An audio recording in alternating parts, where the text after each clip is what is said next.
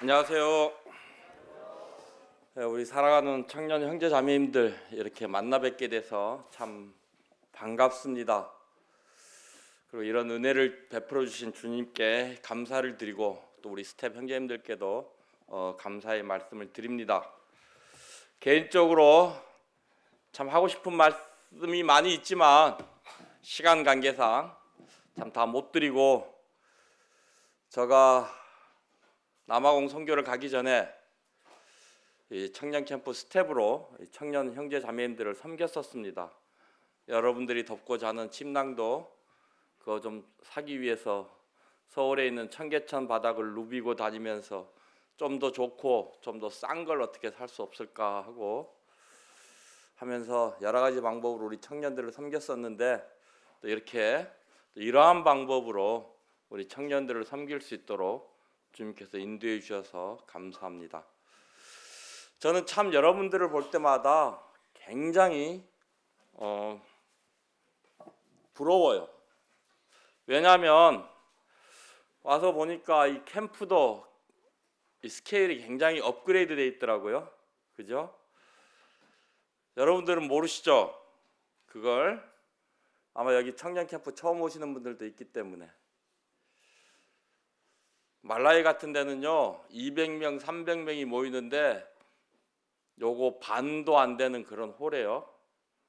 정말 발 디딜 틈 없이 빼곡히 앉아서요 하나님의 말씀을 듣는데 눈이 살아있어요. 뭐가 살아있다고요?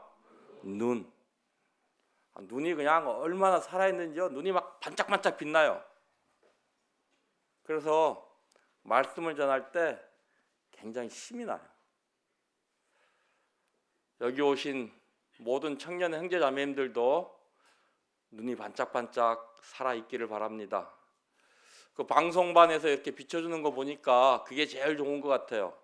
혹시 이렇게 간혹가다 이 전면으로 비칠 수 있으면 이 전면으로 비춰가지고 혹시 주무시는 분들 있으면 좀 클로즈업 좀 이렇게 해주시면 좋을 것 같아. 괜찮은 방법 아닌가요?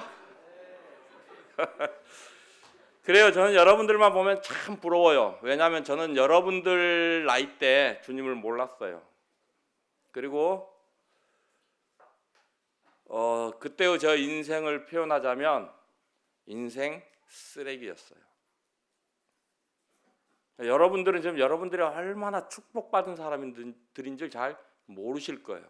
근데 제가 여러분들을 봤을 때 여러분들은 엄청 축복받은 사람들이다. 그걸 아셔야 돼요. 정말 여러분들은 복받으신 분들이에요. 이 여러분들의 나이에 주님을 안다고 하는 것은 이건 엄청난 거예요. 저는 31살 때 구원을 받았어요. 올해 59이 됐네요 이제. 근데 저는요 중3 때부터 제 아들 딸들도 여기 있어가지고 자세히 얘기는 못 드리지만 하여튼 정말 여러분들이 상상할 수 없는 그런 삶들을 살았습니다. 제가요 구원받고 나서 선교지 나가고 나서 가장 절실했던 게 뭐냐면요, 내가 주님을 좀 더 일찍 알았더라면, 내가 좀 더 일찍 구원을 받았더라면. 여러분들이 구원받은 것만 해도 엄청난 축복인데요, 여러분들이 지금 이 모임에서 모임 생활을 하고 있다는 것은요 엄청난 축복이에요. 저는 잠실교회에서 구원을 받아서 잠실교회에서만 주님을 섬겼습니다. 또 저도요 그때는 우리 모임이 얼마나 귀하다라는 걸 몰랐어요. 제가요 외국에 선교를 가보니까 우리 모임이 너무 위대한 거예요. 그분들은 우리 모임을요 브래들린 처치라고 이렇게 부르거든요. 제가 시작에 앞서 여러분들에게 당부드리고 싶은 것은요, 다른 데 기웃거리지 마세요. 여러분들이 섬기고 있는 모임에서요 10년 동안만 정기 집회 빠지지 않고 열심히 정기 집회 참석해서 말씀 배우세요.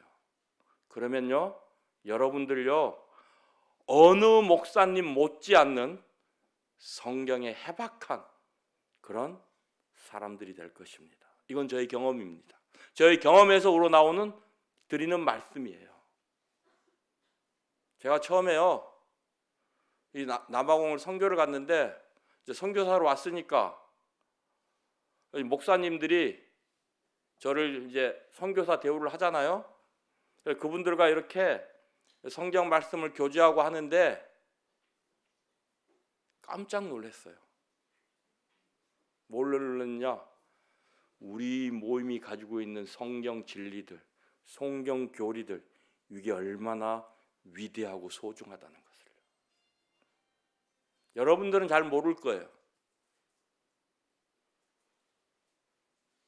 그래서요, 제발, 왜냐하면 지금 제일 정신이 말똥말똥할 때야, 그죠? 내일 되면 이제 좀 더 졸리고 모레 되면 더 졸리고요. 그래서 정신이 제일 멀쩡할 때 당부의 말씀을 드리는 겁니다. 새겨 들으시라고. 정말 여러분들이 주님을 위해 살기를 원하고 성경을 알기를 원하고 주님을 더욱더 알기를 원하신다면 한번 해보세요. 10년 동안 교회 모든 집회에 빠지지 않고 한번 참석해 보세요. 제 말이 맞나 안 맞나? 우리가 섬기고 있는 이 모임, 우리가 가지고 있는 성경 교리, 우리가 가지고 있는 이 진리들이 얼마나 위대하고 소중한지 여러분들이 알게 될 것입니다. 여러분, 그리고요, 여러분들이 모임에서 배우는 것들, 앞선 형제님들로부터 배우는 이 소중한 것들, 그분들이 살아온 삶을 배우는 것들, 이것들이요, 여러분들의 큰 영적인 자산이 되는 거예요. 우리가 좀 성경 지식을 남보다 안다고 우리 모임이 다른 교회, 다른 기독교의 교회들에 의해서 인정을 받을까요? 저는 그렇게 생각하지 않아요. 우리가 정말로 존중받고 한국 기독교계의 리더가 될 수 있는 비결이 무엇일까요? 제가 그걸 남아공에서 배웠어요. 남아공 프레토레에 보면 베델체플이라고 하는 모임이 있어요. 이곳의 성도님들은요, 거의가 지금 70이 넘으셨어요. 근데요, 이분들의 삶이 얼마나 훌륭하고 위대한지요. 한국에서 오신 선교사님들이요, 이곳에 왜냐면 이 모임을 어떻게 알게 됐냐면요, 한국 한인교회에서 그 예배당을 우리 모임에 베델체플이라고 하는 예배당 건물을 빌려서 사용하고 했어요. 그러면서 그 모임의 성도님들하고 접촉을 하잖아요, 그죠? 근데 이 한인 선교사님, 목사님들이 우리 모임의 노 성도님들을 접촉하고 만나고 하다 보니까 그분들의 인품이나 그분들의 신앙이요, 다른 사람들하고 비교가 안 될 정도로 훌륭하더라 이것입니다. 그래서 그분들이요, 우리 모임의 그 노 형제 자매님들 앞에만 서면요, 고개를 숙여요. 존경합니다. 그리고 제가 남아공에 갔어요. 남아공에 가서 처음에 교회가 없으니까 저도 그 교회를 나갔거든요. 그러면서 이 한국 선교사님들하고 마주치게 됐어요. 서로 인사를 하면서 선교사로 파송이 되셨냐고. 그렇습니다 했더니 어느 교회 소속이냐고. 저는 지금 이 베델체플과 같은 그런 교회에서 파송받은 선교사입니다 그랬더니요, 이분들이 그때부터 저를 얼마나 신령한 사람으로 취급을 해주시는지, 제가 그래가지고 아주 이 행동을 조심하느라고 지금까지 힘들어요. 말도 함부로 못하고요, 저까지 덩달아서 아주 신령한 사람이 돼버렸어요. 그리고 이분들이 물어봅니다. 한국에도 브래들린 처치가 있냐고. 몰랐던 거예요. 그래서 제가 한 200개 넘는 모임들이 있습니다 하고 말씀을 드렸어요. 그럴 때 뭐라는 줄 아세요? 한국에도 그런 모임이 있습니까? 이분들하고 이렇게 똑같이 이렇게 신앙생활을 합니까? 네, 그랬어요. 근데 그분들이 뭐라는 줄 알아요? 우리가 왜 몰랐지? 우리가 왜 몰랐지? 여러분, 우리 모임이요, 한국 기독교계의 주도권을 가지고 리더를 할 수 있는 그런 길이 있어요. 그게 무엇인 줄 아세요? 다 함께 창세기 26장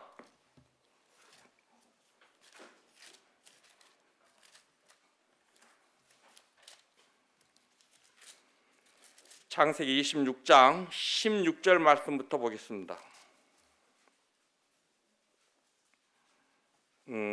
12절부터 읽을게요. 이삭이 그 땅에서 농사하여 그 해에 100배나 얻었고 여호와께서 복을 주심으로 그 사람이 창대하고 왕성하여 마침내 거부가 되어 양과 소가 떼를 이루고 종이 심이 많음으로 블레셋 사람이 그를 시기하여 그 아버지 아브라함 때 그 아버지의 종들이 판 모든 우물을 막고 흙으로 메웠더라. 아비멜렉이 이삭에게 이르되 내가 우리보다 크게 강성한즉 우리를 떠나라. 자, 하나님께서 이삭에게 복을 주셨습니다. 그래서 이 이삭이 번성해 주자 블레셋 사람들이 이삭에게 자기들에게서 떠나갈 것을 이렇게 얘기를 했어요. 그런데 이 블레셋 사람들의 태도가 바뀝니다. 26절 보면요, 26절부터 29절 말씀까지 읽겠습니다. 아비멜렉이 그 친구 아우삭과 군대장관 비골과 더불어 그랄에서부터 이삭에게로 온지라. 이삭이 그들에게 이르되 너희가 나를 미워하여 나에게 너희를 떠나게 하였거늘 어찌하여 내게 왔느냐. 여기 말씀을 보면 그들이 이삭을 미워했어요. 그죠? 그래서 그를 떠나게 했습니다. 그런데요, 28절 볼게요. 그들이 이르되 여호와께서 너와 함께 계심을 우리가 분명히 보았으므로 우리의 사이 곧 우리와 너 사이에 맹세하여 너와 계약을 맺으리라 말하였노라. 너는 우리를 해하지 말라. 이는 우리가 너를 범하지 아니하고 선한 일만 내게 행하여 내가 편히 가게 하였음이라. 이제 너는 여호와께 복을 받은 자니라. 자, 27절에 보면요, 블레셋 사람들이 이삭을 미워하여 이삭을 그들로부터 떠나게 하였다고 했습니다. 이걸 봤을 때 블레셋 사람들의 그 능력이나 힘 이런 것들이요, 이삭보다 훨씬 월등했다라는 거죠. 그죠? 그러니까 쫓아낼 수 있었던 거예요. 그리고 미워했어요. 그런데 이 사람들이 이삭을 보니까 이삭의 삶 가운데서 무엇을 봤어요? 하나님을 봤어요. 성경 지식 본 게 아니에요. 무엇을 봤어요? 하나님을 봤어요. 전능하신 하나님, 위대하신 하나님, 이 세상을 창조하신 하나님께서 이삭과 함께 하신다라는 걸 봤어요. 그래서 어떻게 합니까? 와서 무릎 꿇잖아요. 그래요, 안 그래요? 이게 비결이더라고요. 이 남아공에 있는 한국의 선교사님들이 베델체플에 있는 노 성도님들 삶을 통해서 그분들의 삶을 통해서 무엇을 봐요? 우리 주님을 보셨다는 거예요. 그러니까 어떻게 이분들이 그분들 앞에서 겸손해지는 거예요. 덩달아 저도 높임을 받는 거예요. 이게 비결이에요. 우리가요, 우리의 삶 가운데서 정말로 우리 주님을 나타내고 우리 그리스도의 향기를 우리 삶 속에서 나타날 때 다른 모든 기독교의 사람들이 어떻게 해요? 우리 앞에 와서 무릎을 꿇고 정말 위대한 신앙을 가진 무리들이라고 표현을 할 것입니다. 그렇지 않습니까? 우리 모임이 그런 모임이에요. 자부심을 가지세요. 여러분들은 정말 축복받은 사람들입니다. 그걸 아셔야 해요.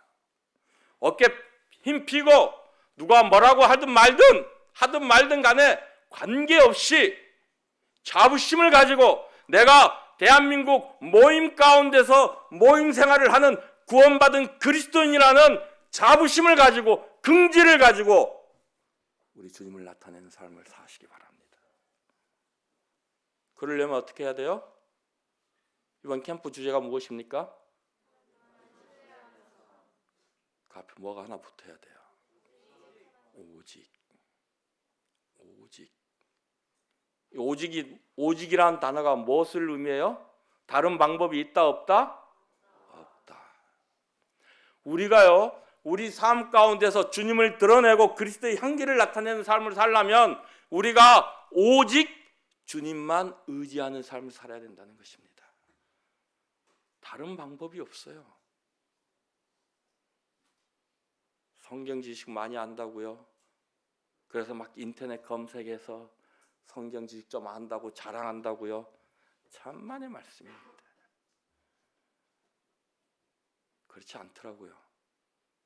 제가 남아공에서 선교를 해보니까 그렇지 않더라고요.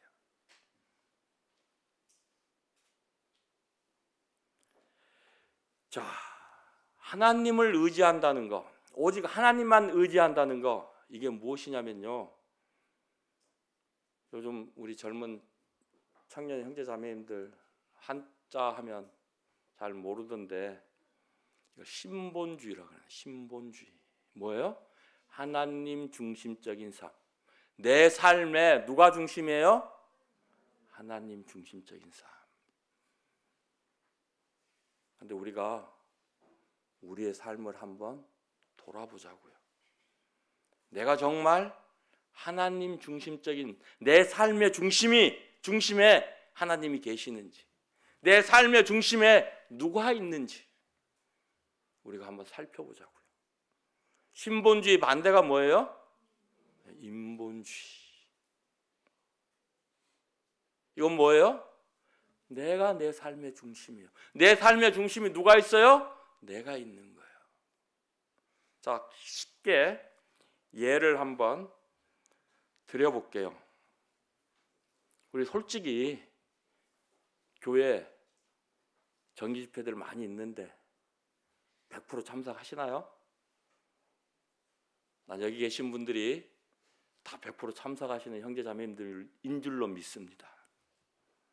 그런데 여기 안 오신 분들, 그분들 봤을 때 그분들이 모임 집회에 빠지는 이유가 무엇이든가요? 하나님 때문에 모임에 안 나온 사람이 있던가요? 없죠. 뭐예요? 공부해야 돼서, 내가 공부해야 돼서, 내가 바빠서, 내가 시간이 없어서, 내가 피곤해서, 이유들이 다 그런 거 아닙니까? 그 중심에 누가 있어요? 내가 있는 거예요. 우리가요 지금 우리도 모르게 이 사탄의 속임수에 넘어가가지고 인본주의 사상으로 흘러가고 있습니다. 우리가 이걸 바로 알아야 돼요. 사탄이 얼마나 교묘하게 우리들을 유혹하는 줄 아세요? 우리가 이 사탄의요, 이 교묘함, 아주 간사함을 알지 못하면요, 쉽게 넘어갑니다. 그리고 그게 우리가 지금 사람 중심적인 삶을 살아가고 있다는 걸 우리 자신이 인식을 하지 못해요. 자, 우리가 하나님 중심적인 삶을 살아갈 때 내가 좀 바쁘다고 모임 집회에 빠질 수 있나요? 예수님이 왜 십자가에 달려 돌아가셨죠? 내 죄를 용서하시기 위해서요? 맞습니다. 더 있어요. 이유가 성경에 보면 이 땅에 무엇을 세우기 위해서요? 교회를 세우기 위해서. 그래서 하나님이 시편에 보면 뭐라고 했어요? 내 백성을 내 앞에 모으라. 우리가 주님 중심으로 모이는 거, 이거는 주님의 뜻이에요. 그래서 우리가 하나님 중심적인 삶을 살게 될 때 어떻게 돼요? 교회 집회에 빠지지 않는 거예요. 근데 내가 내 중심적인 삶을 살게 될 때 어때요? 내 형편에 따라서 교회는 나가도 되고 안 나가도 돼요. 뭐예요?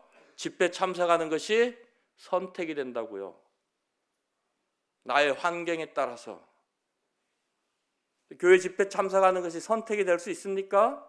아니요. 이건 의무가 돼야 돼요. 그리스도인의 의무입니다. 가장 기본적인 의무예요. 인간의 4대 의무, 납세의 의무, 교육의 의무, 국방의 의무, 근로의 의무. 그죠? 우리 사기가 지금 한국에 들어왔어요. 왜? 군대 가려고.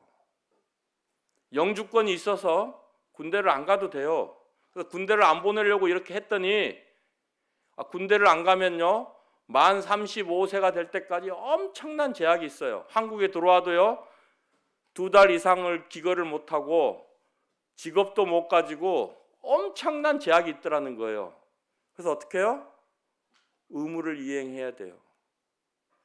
그래서 왔습니다. 의무를 이행하지 않으면 그렇게 나에게 무엇이 있어요? 불이익이 있더라는 것입니다. 우리가 우리의 의무를 다 이행하지 않으면요, 여러분 자신에게 무엇이 있다요? 불이익이 있어요. 그래서 우리가 오직 하나님만 의지하는 삶을 살아야 되는 것입니다. 오직 하나님 중심적인 삶을 살아야 된다는 거예요. 요즘 우리 힘든 거 싫어하잖아요. 그래요, 안 그래요? 우리 솔직히 얘기하자고요. 열심히 일해서 돈 벌기보다 요즘 뭐죠? 뭐 비트코인? 뭐 주식? 난 영끌이족 해갖고 도대체 이게 무슨 말이냐 해가지고 한번 네이버에 검색을 해봤어. 내가 필요한 걸 사기 위해서 영혼까지 끌어모아서 산다라는 그런 뜻이라고 그러더라고요. 그래서 제가 요즘 이 한국의 젊은 사람들의 삶을 이해하게 됐어요. 한 달 열심히 벌어. 그래가지고 한 2주 유럽 갔다 와서 다 써버려. 그죠?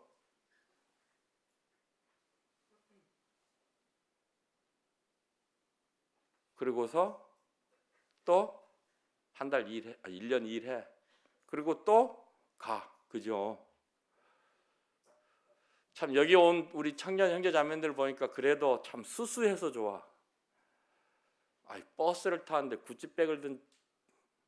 구찌백을 들고 버스를 타더라고요. 제가 깜짝 놀랐고, 그것도 좀 나이가 지긋한 이런 중년의 여성이 아니고 아주 젊은, 제가 봤을 때 20대로 보이는 그런 여성들이 그런 걸 가지고 차를 타더라고요. 제가 아는 명품은 구찌, 뭐 샤넬 이런 것밖에 없어요. 옛날 사람이라. 참 기가 막히더라고요. 그리고서 어떻게 해요? 편안한 직장만 찾으니까 좀 어렵고 힘든 일들은 거기 막 직원을 서로 막 어서 오라고 하는데도 우리 안 가려고 하잖아요. 그래요, 안 그래요? 그러니까 지금 이 세상이요, 모든 것이 내 중심적인 그런 상황으로 돌아가고 있다는 말입니다. 우리가 여기에 빠져들면 돼요, 안 돼요? 안 돼요. 이건 인본주의, 교회 안에 인본주의가 들어오면 안 되는 거예요. 자, 어느 분이 저한테 그러더라고요. 형제님, 어떻게 하면 주님을 편안하게 섬길까요? 제가 한번 물어볼게요. 내가 누구를 섬기는데 희생이 없이 섬길 수 있습니까? 있어요, 없어요? 없어요. 그럼 희생이라고 하는 게 편안한 겁니까? 아니잖아요. 그러니까 그거는 뭐예요? 말도 안 되는 소리다. 그죠? 편안하게 주님을 섬긴다, 이거는 말도 안 되는 거. 어떻게 내가 섬기는데 희생이 없이 섬길 수 있습니까? 내가 희생을 해야 되는데 어떻게 편안하게 희생을 할 수 있습니까? 우리는 이런 생각부터 고쳐야 된다는 거예요. 그렇지 않아요? 그러니까 자 보세요. 제가 또 한 가지 깜짝 놀란 게 있어. 뭘 놀랐느냐? 라떼라고 하는 사람들을 꼰대라고 해가지고, 그죠? 제가 한번 물어볼게요. 100년 전하고 지금하고 성경 변했습니까? 안 변했습니까? 100년 전하고 지금하고 하나님 변했습니까? 안 변했습니까? 대답 좀 크게 하자고요. 자, 100년 전 성경하고 지금의 성경하고 변한 게 있습니까? 없습니까? 없어요. 지금의 하나님하고 100년 전에 하나님하고 변한 게 있습니까? 없습니까? 없어요. 100년 전의 믿음하고 지금의 믿음하고 변한 게 있습니까? 없습니까? 없어요. 없어야 돼요. 근데 있잖아요. 안 그래요? 왜요? 우리가 그만큼 세상하고 타협하고 있다는 것입니다.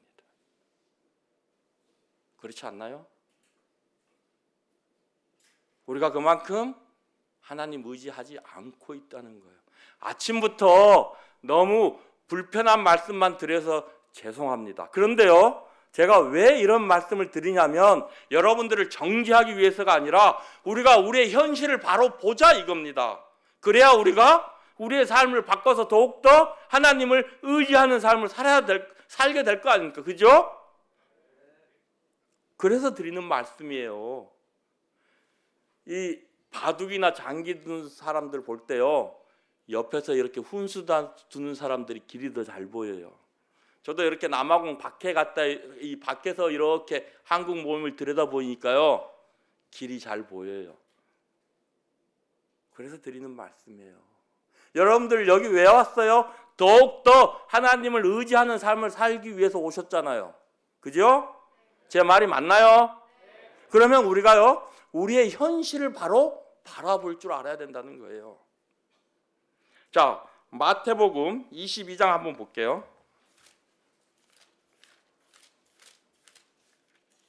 마태복음 22장 32절 말씀입니다.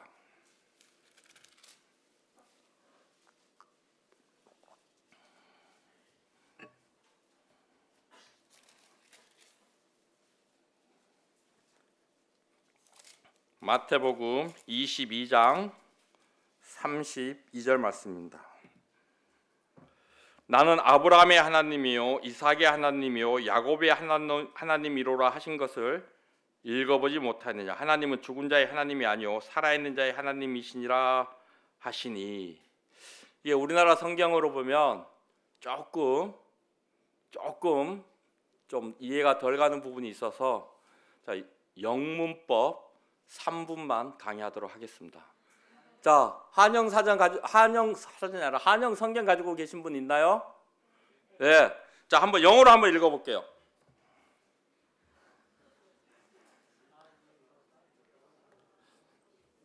자, 제가 읽을게요. I am the God of Abraham and the God of Isaac and the God of Jacob. He is not God of the dead, but of the living. 그죠? I am the God of Abraham. 우리가 볼 때 아브라함은 언제적 사람입니까? 약 4,000년 전의 사람이에요. 그러려면 성경이 뭐라 그래야 돼요? I was God of Abraham 해야 되잖아요. 나는 아브라함의 하나님이었고, 나는 이삭의 하나님이었고, 나는 야곱의 하나님이었다라고 말해야 되잖아요. 그죠? 근데 성경은요, 나는 지금도 아브라함의 하나님이고 야곱의 하나님이고 이삭의 하나님이라고 하십니다. 왜요? 하나님은 죽은 자의 하나님이 아니라 산 자의 하나님이에요. 그래서 누가복음 20장 37절 38절에 보면요, 하나님은 모든 자가 하나님 앞에는 모든 자가 살았다고 말씀하고 있어요. 그러니까 하나님에게는 지금은 아브라함도 살아있고요, 야곱도 살아있고 이삭도 살아있다라는 거예요. 하나님은 영원하신 분입니다. 그분에게는 시간 개념이 없어요. 우리는 무한한 존재입니다. 그래서 하나님이 우리들을 위해서 세상을 창조하실 때 무엇을 주셨어요? 시간이란 걸 주셨어요. 태초에, 이게 무슨 말이에요? 시간의 시작을 알리는 말이잖아요. 그죠? 하나님은 영원하신 분이라 시간이 필요 없는 분이세요. 그래서요, 하나님에게는 아브라함도 살아있고요, 지금 살고 있는 저도 살아있어요. 그러니까 하나님의 개념하고 우리하고 개념하고 다릅니다. 이 말씀은 무엇이냐? 아브라함 때의 하나님이나 지금 내가 믿고 있는 하나님이나 동일한 하나님이라는 거예요. 그죠? 그러면 우리가 아브라함이 가지고 있던 믿음과 우리가 가지고 있는 믿음하고 같아야 돼요? 달라야 돼요? 같아야 돼요. 그럼 여러분들 아직 자식은 없으니까 저를 예를 들게요. 하나님이 나한테 이삭을 바치라. 제 아들 이삭입니다. 이삭이를 바치라. 제가 이해할 수 있을까요? 아니요. 못해요. 변했잖아요, 믿음이. 하나님은 같은 하나님인데. 그래요, 안 그래요? 뭐예요? 내가 그만큼 세상하고 타협하고 있다는 것입니다. 내가 그만큼 하나님을 신뢰하지 못하고 있다는 증거예요. 제가 이 사실을 알았을 때요, 참 부끄럽더라고요. 정말 부끄러웠어요. 하나님 앞에 무릎 꿇었습니다. 하나님 죄송합니다. 내가 이렇게 세상을 사랑하고 세상과 타협하고 세상에 동화되어서 살아가고 있습니다. 죄송합니다. 라고 고백을 했습니다. 사랑하는 청년 형제 자매님들, 이번 캠프 기간 동안 오늘 우리의 삶을 돌아보시기 바랍니다. 내 삶 가운데 하나님 중심적인 것이 아니라 나 중심적이고 사람 중심적인 그런 모습들이 무엇이었던가? 내가 지금 세상하고 타협해서 살아가는 그런 것들이 무엇이 있는가? 내가 왜 하나님을 전적으로 신뢰하지 못하는가? 생각해 보시기 바랍니다.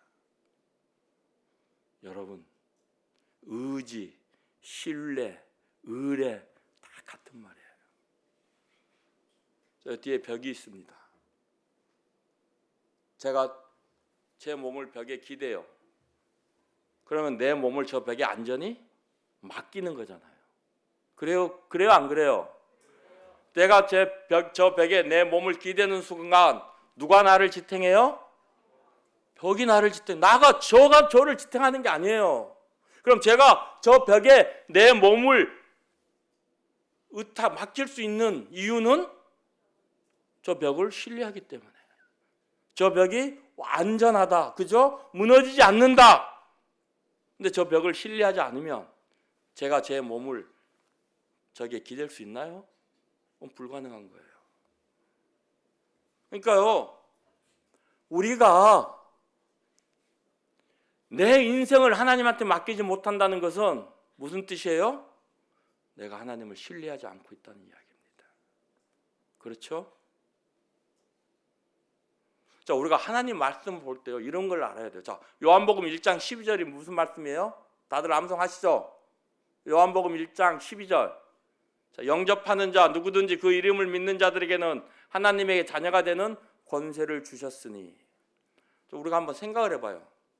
그러면 하나님을 믿기 전에는, 예수님을 믿기 전에는, 영접하기 전에는 하나님의 자녀라는 거예요? 아니라는 거예요? 아니라는 거잖아요. 그죠? 우리가 하나님의 말씀을 이런 부분에서도 좀 생각을 해봐야 된다고요. 왜 성경이 우리들을 보고 오직 하나님만 의지하고 하나님만 의뢰하고 하나님을 신뢰하는 삶을 살아라고 계속해서 이야기를 하고 있느냐는 것이에요. 그럼 우리가 하나님을 신뢰하지 않는다는 거예요. 그죠? 그렇기 때문에 성경에서 계속적으로 우리에게 하나님을 신뢰하는 삶, 하나님을 의지하는 삶에 대해서 말씀을 하고 있는 것입니다. 여러분, 신뢰나 의지란 단어를 시편 성경 검색에서 한번 해가지고 검색을 한번 해보세요. 얼마나 많은 성경 구절들이 나오느냐. 사랑하는 성도님들, 여러분들 참 미래를 생각할 때 퍽퍽하잖아요. 안 그렇습니까?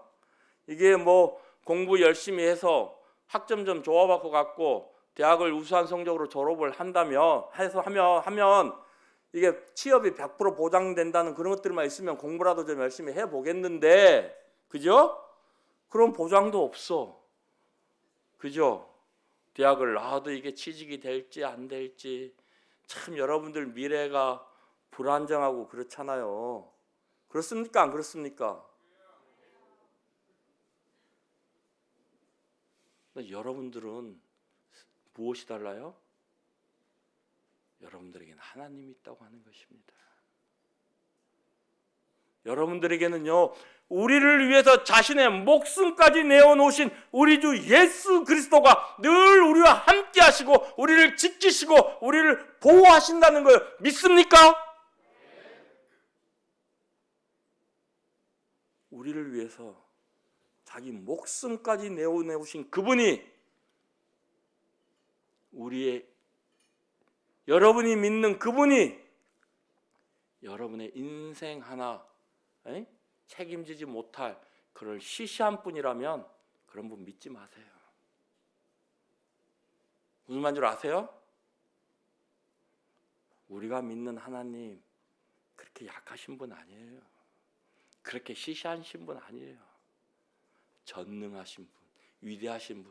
우리가 말로만 전능하신 분, 말로만 위대하신 분, 말로만 이 세상을 창조하신 분이 아니라 실제적으로 그렇다는 겁니다. 누가요? 하나님께서. 그래서 그 하나님은요, 여러분들의 인생 하나를 태어나면서부터 죽을 때까지 책임질 수 있는 그런 분이라는 거예요. 그분한테 여러분들의 인생을 한번 맡겨보세요. 여러분들의 인생이 대박나는 삶이 될 것입니다. 여러분들의 삶이 축복받는 삶이 될 것입니다. 여러분들의 친구들이 여러분들을 부러워하는 삶이 될 것입니다. 오직 한 가지 방법. 여러분의 인생을 하나님한테 맡길 때, 여러분들이 하나님을 신뢰하고 그분을 의지하는 삶을 살아갈 때. 자, 1교시는 이걸로 마치고요. 2교시에 더 말씀드리도록 하겠습니다. 기도하겠습니다.